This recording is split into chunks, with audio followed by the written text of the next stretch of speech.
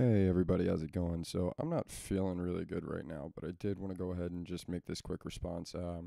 It's a comment response that I got on the Wall of Dilemma video that I posted up. So the comment says, I agree with the wall idea. For the jail thing, they should just tack it on to the lawyer fees and court cost. That way, the offenders would have to pay it back. Now, there's more to it. I just want to kind of hold right there for a second. Um, Agreeing with the wall idea.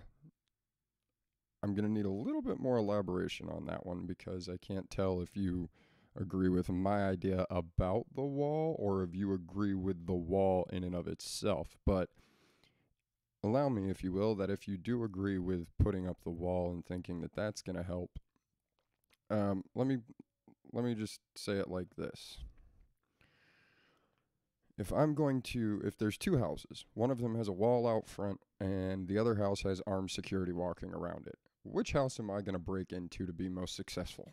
The one without anybody patrolling it. And the thing about the wall is, you still need people to patrol it. The wall, in and of itself, doesn't do anything except stand up.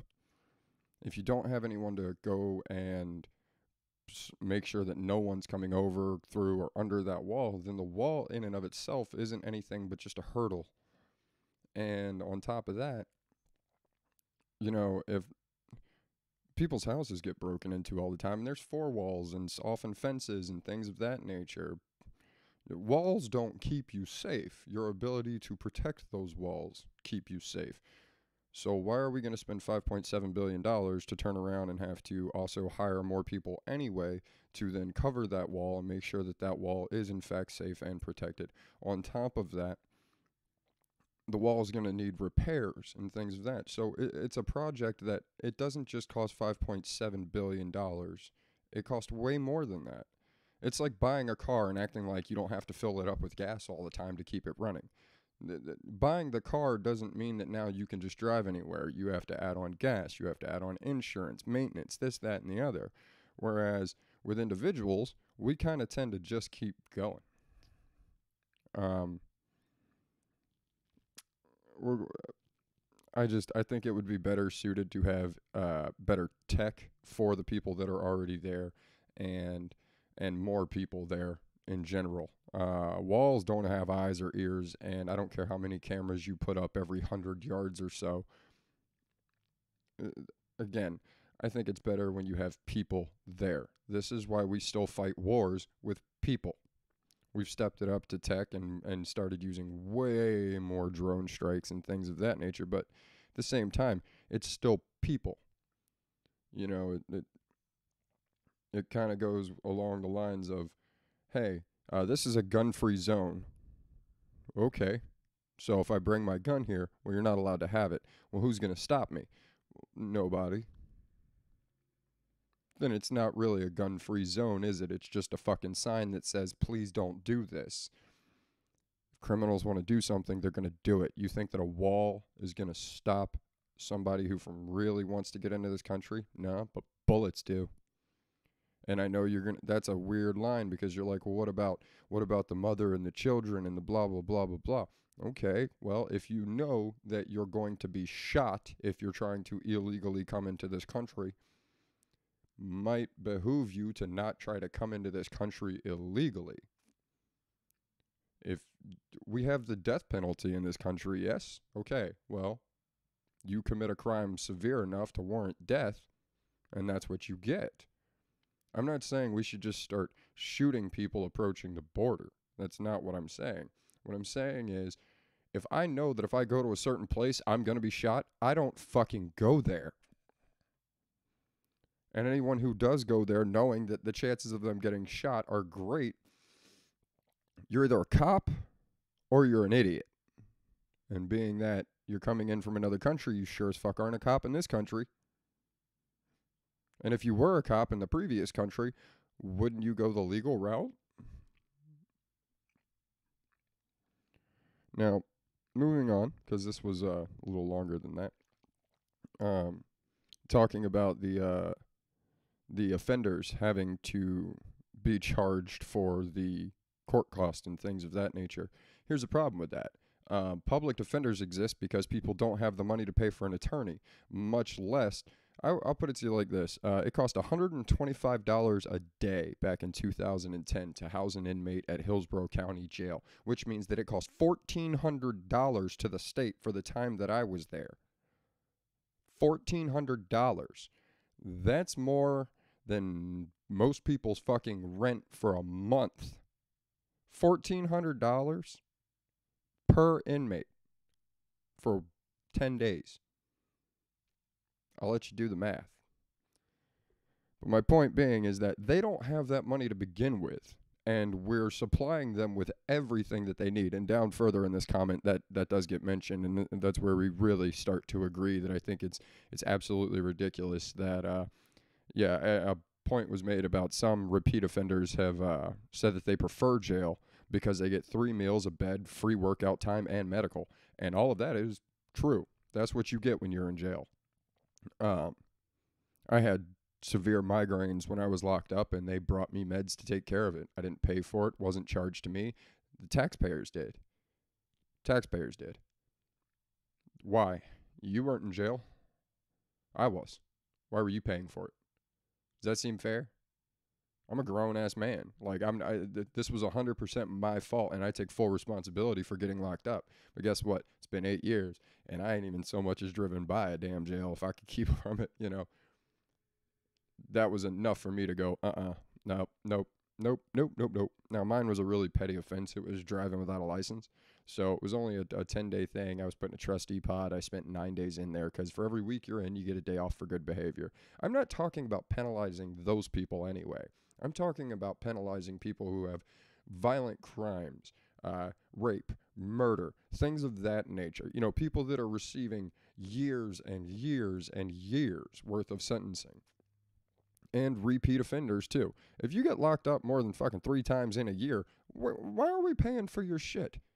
And I've even had, I've talked about this with other people in the past and things, and there's a big problem. I'm sure it's way more than just Tampa.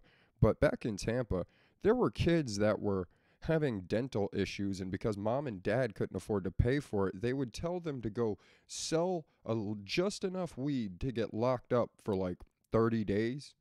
Nothing major, just a small crime. Go get locked up for 30 days, and they'll take care of your teeth while you're in there. If that's not a fucking problem, I don't know what is. You're basically saying, hey, we can't afford to take care of you, so go get a criminal record to have a tooth pulled. Worth it? Because that criminal record sticks with you. Is it worth it? Absolutely not. Absolutely not. And that's what the problem is. We have people out there who are going to work and trying their absolute best to pay for the things that they're supposed to take care of. And meanwhile, we're also taking care of people who aren't even allowed to be in a fucking apartment or a house because they're locked up away behind bars, and we're supposed to keep taking care of them. But we can't take care of ourselves and our own children and things of that nature because you got to take my money and give it to people who don't fucking deserve to be alive. Don't agree with that at all.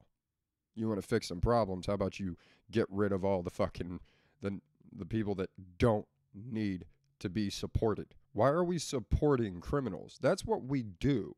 When our tax dollars go to keeping people alive in jail, we are supporting criminals. That's what we're doing. That's ridiculous. That man that, and people are calling for it already, that man that repeatedly raped an infant and videotaped it. I've seen comments as far as, we should hang him in the middle of the damn street, and I 100% agree with that.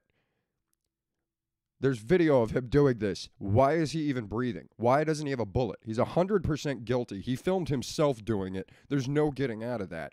Put a bullet in his fucking head. They cost 11 cents a piece, not 74 billion a year. Put a bullet in that piece of shit's head. You tell me why we fucking need someone like that. How about the guy who just raped an invalid and got her pregnant? This woman can't speak. She can't move. She can't do anything to even tell her own fucking story. Why is that guy still alive? Why? Give me a valid fucking reason why that piece of shit deserves to be breathing the same air as the rest of us who are trying to take care of our families, or trying to do better for our country and for our communities and for ourselves. Why does that piece of shit deserve to breathe the same fucking air as we do? It's inconceivable. As far as everything else of the wall, I did want to keep this one short, guys. Hit me back. Give me a little more info on that. I'd like to know what you really think. Email me, man, with that one, because the comment section might not be the best place to really get your thoughts out. So shoot me an email, insomniatalks@gmail.com. Let me know. Go a little more in depth with that. I'd love to have that conversation with you and hear your viewpoints on it. That's what it is for now, guys. I'm not feeling real great. So I'm going to go ahead and go lay back down. But I just wanted to get this out real quick this morning. And for those of you guys listening on Anchor, there's been some issues with the new update, but I've been assured they're fixing it. I received an email from them this morning about views and stuff, because apparently for the past week, I've only gotten 2 views on my new podcast, and some of you might be going, well, you only got 2 views on it. Yeah, except for the views aren't getting counted, because I know that there have been people that have commented and said things, and so I know there's more than 2 views of it. I, for the first time, even went back and listened to my podcast, because I don't do that. I typically just post them up. It goes along with the non-editing thing. I want you guys to hear what I say, when I say it, as I say it, and not have a bunch of cuts and stuff like that. And I don't typically go back and listen to my own podcast. I don't go back and try and play it and stuff like that to get the other plays. But this time around, I was really confused as to why 2 days had gone by and I had 0 plays, when on average over the past month now, almost as soon as I get one up, it's got at least 1 to 2 plays, like within a couple of minutes. So it was just kind of odd to me and everything. But yeah, please tell me what you guys think about that whole wall dilemma video. I'm not going to leave a link. It was the very last video I did. Go check out my channel. There's less than 50 videos on there. Okay? At this point, not going to do that. I will, however, post up the link to all social media and everything in the bottom if you guys want to get a hold of me on Twitter, or you guys can email me again. You guys can also go, it'll have all the podcast links in it as well. So I hope you guys enjoy all the content that I'm putting out there. I hope you guys keep coming back, and I really appreciate all of you who do, who also spread the word out there and share these videos, share the podcast, and things of that nature. I really do appreciate you guys, and that's it for now, man. Hit me up with more of you guys' thoughts on it. If you do like the videos and everything, of course, as always, like, subscribe, hit the bell so you guys get the notifications when the next one comes up. And for everybody who already has, again, I thank you. It's been Insomnia Talks, baby. I'm out.